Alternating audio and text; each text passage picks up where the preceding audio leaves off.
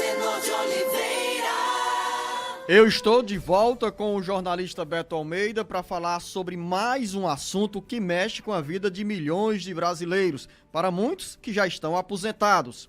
O vai e vem sobre a revisão da vida toda deixa frustração para milhões de aposentados e pensionistas do INSS que lutam para ter os seus benefícios revisados. O assunto continua como sonho distante e está na pauta do Supremo Tribunal Federal, STF. Quem conta mais detalhes agora é o repórter Sátrio Salles. Milhões de aposentados e pensionistas da Previdência Social convivem com a expectativa sobre a decisão final da revisão da vida toda. Essa agenda é marcada pelo vai e vem de diferentes interpretações judiciais e se arrasta há muitos anos, impedindo que segurados da Previdência Social que tiveram aposentadorias concedidas sem levar em conta as maiores contribuições tenham os valores dos benefícios revisados. Agora mesmo, o Instituto de Estudos Previdenciários acionou o Supremo Tribunal Federal pedindo a não modulação do julgamento em que a Corte Máxima garantiu a revisão da vida toda. A entidade é representada pelo ministro aposentado do STF, Carlos Aires Brito, que defende a impossibilidade do estabelecimento de uma espécie de marco para a incidência da decisão do STF sobre o direito dos assegurados à revisão da vida toda. O Instituto de Estudos Previdenciários argumenta ainda ao STF que a intenção do INSS, que recorreu da decisão dada pelo tribunal em dezembro do ano passado, é modificar inteiramente o entendimento firmado pelos ministros. O Instituto de Estudos Previdenciários sustenta que modular a decisão sobre a revisão da vida toda seria anistiar o INSS do pagamento em retribuição às contribuições vertidas por conta do cálculo prejudicial e ilegalmente realizado. Por enquanto, não há data para que o STF retome as discussões sobre a modulação da revisão da vida toda. Com informações da área previdenciária, Sátiro Salles. Pauta que já passou pelo Supremo Tribunal Federal, que passou pelo STJ, Superior Tribunal de Justiça, que voltou ao Supremo Tribunal Federal. O STF, jornalista Beto Almeida, chegou a determinar, a decidir que é legal o direito de milhões de aposentados pedirem o INSS a revisão da vida toda, ou seja, por conta da ausência das maiores contribuições nos cálculos da aposentadoria desses segurados. É um assunto que rola há muito tempo e numa linguagem bem futebolística. Em determinados momentos, principalmente com a última decisão do STF, muitos aposentados e pensionistas chegaram bem pertinho de colocar a mão na taça de uma vitória para comemorar esse avanço que iria proporcionar a muita gente melhoria nos benefícios previdenciários, tanto de aposentadorias quanto de pensões. Claro, para algumas pessoas essa revisão da vida toda não é vantajosa, porque pode tirar valores desses benefícios, tanto de aposentadorias tanto quanto de pensões. Mas no quadro geral, jornalista Beto Almeida, a revisão da vida toda é para beneficiar e significa mais dinheiro no bolso de milhões de beneficiários da Previdência Social. Claro, na contramão dessa história está o INSS, que não quer pagar essa conta. Então, para a gente deixar aqui o assunto bem claro, é o seguinte: o que é essa revisão da vida toda? O que é que define isso? É aquela tese que permite a inclusão de todas as contribuições feitas antes de julho de 1994 no cálculo da aposentadoria. Porque depois que foi feita essa mudança, tudo que você contribuiu até julho de 1994 foi descartado. Ou seja, não se leva em conta para calcular a aposentadoria. É óbvio, imagine então que um cidadão que contribui para a Previdência, se os maiores salários, os melhores salários, portanto as melhores contribuições dele à Previdência Social tenha ocorrido até julho de 1994, tudo isso para ele foi perda de tempo. Ele jogou no lixo o esforço de contribuição dele, que não conta para a aposentadoria. E qual foi o entendimento do Supremo Tribunal Federal? Considerou que o modelo de cálculo constitucional vale sim incluir essas contribuições antes de julho de 1994. Como é que está a situação hoje dessa revisão? Tem um pedido de vista do ministro Cristiano Zanin. E aí vem agora mais essa tese colocando exatamente, questionando essa questão da modulação. No juridiquês, na realidade, ele está dizendo o seguinte: não se pode trabalhar com essa modulação instituindo uma espécie de marco temporal. Ou seja, o que ele está querendo dizer é o seguinte, é que o Supremo Tribunal Federal já fez o entendimento, a Corte Máxima do país, e o INSS está querendo ir contra esse entendimento da Corte Constitucional e questionar essa decisão que já foi tomada pelo Supremo Tribunal Federal. Então, por isso que está sendo questionado. É esse o ponto que ainda está pegando. Esse vai e vem deixa intranquilos os contribuintes da Previdência.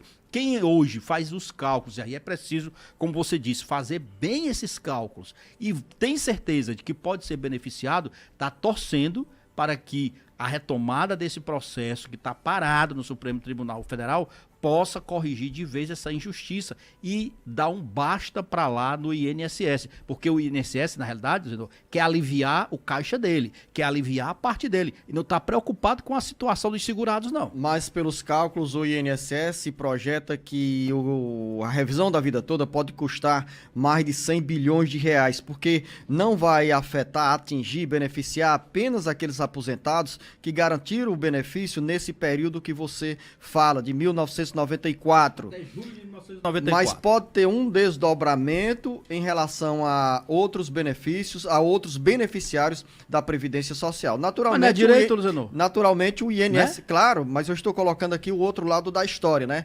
E nesse cenário o INSS não quer pagar essa conta. Exatamente. Então o INSS não quer pagar a conta porque teme exatamente que isso possa atingir o seu equilíbrio financeiro, o equilíbrio atuarial da Previdência Social. Eu entendo esse aspecto. Toda previdência, toda caixa de previdência, ele tem que estar preocupado exatamente com os recursos, em aplicar bem esses recursos e ter um fundo atuarial que consiga dar conta desse pagamento. Agora, direito, é adquirido. Então, por lei, a Previdência tem que cumprir. Tem que dar os pulos dela? Tem sim.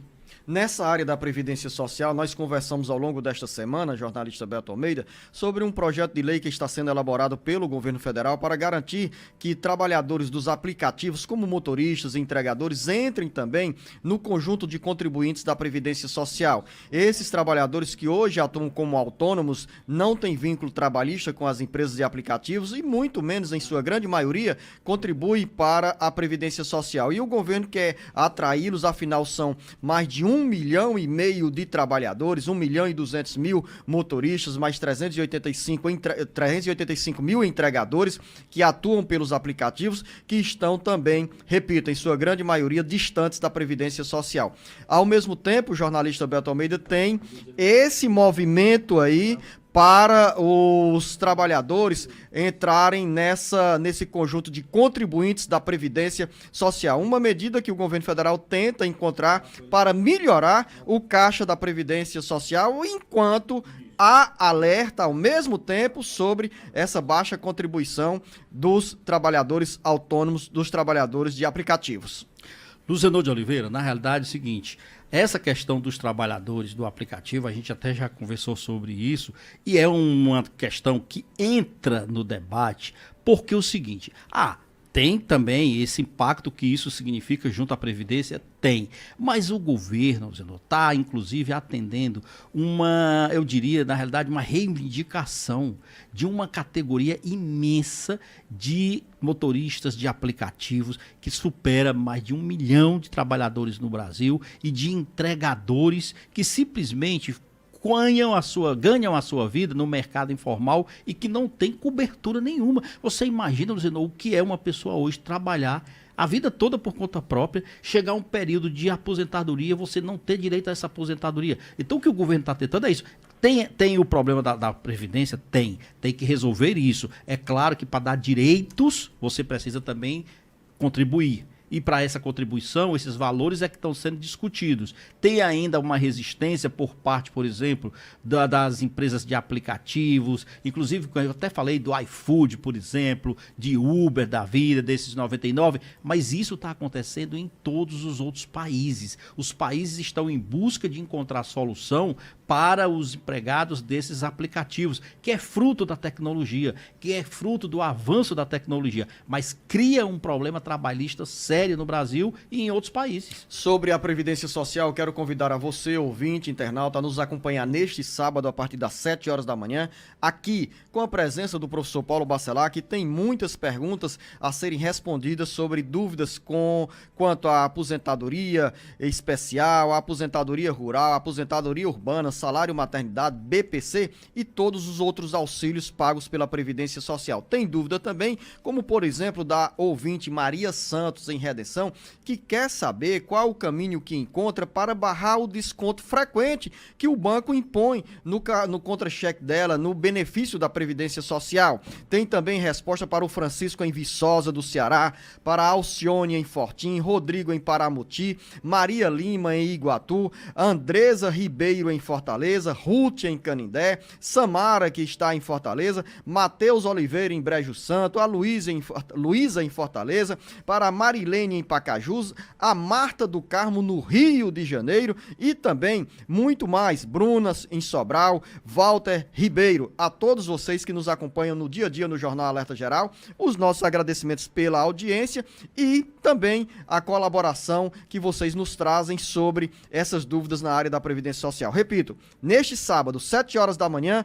com o professor e advogado Paulo Bacelar. O jornalista Beto Almeida tem folga. Nós não, eu, a Camila, o Marcos Surlan, estamos aqui nessa área da Previdência Social. Para finalizar o bate-papo político, Beto Almeida, a semana foi bem esvaziada nos plenários da Câmara e do Senado, mas na próxima semana tem votações, inclusive de projetos com cunho bem polêmico. Luciano, na realidade é o seguinte, esse projeto que você falou aí, do que vai ser retomado e outros que estão em tramitação acelerada, tem um que trata dessa chamada pauta de costumes e é uma reação ao Supremo Tribunal Federal. Se você tem acompanhado, e nossos ouvintes também, que o Supremo está agora com um julgamento, Luciano, lá sobre a questão da liberação do uso da maconha para o consumo pessoal. Já está, inclusive, em 5 votos favoráveis à liberação desse consumo pessoal de maconha. Essa análise, inclusive, por enquanto está interrompida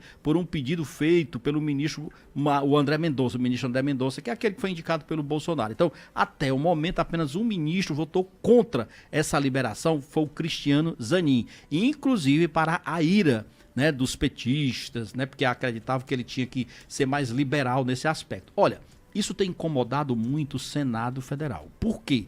O presidente do Senado, Rodrigo Pacheco, e também o presidente da Câmara, o Arthur Lira, tem dito o seguinte, que o Senado, aliás, que o Supremo tem avançado sobre temas e pautas que são típicas e próprias do Poder Legislativo e não do Supremo Tribunal Federal. O Supremo é uma corte máxima para tratar exatamente de Constituição, de questões constitucionais, de revisões constitucionais, mas está trabalhando diretamente como se fosse um Poder Legislativo, inclusive e principalmente nessas pautas de costumes. Quando eu falo pauta de costumes, são aquelas pautas, que mexem com o entendimento social. Aí entra a questão do porte de maconha, entra a questão, por exemplo, do aborto, que são temas polêmicos que o Supremo está dentro dessa questão. Aí o que fez o Rodrigo Pacheco, Luciano?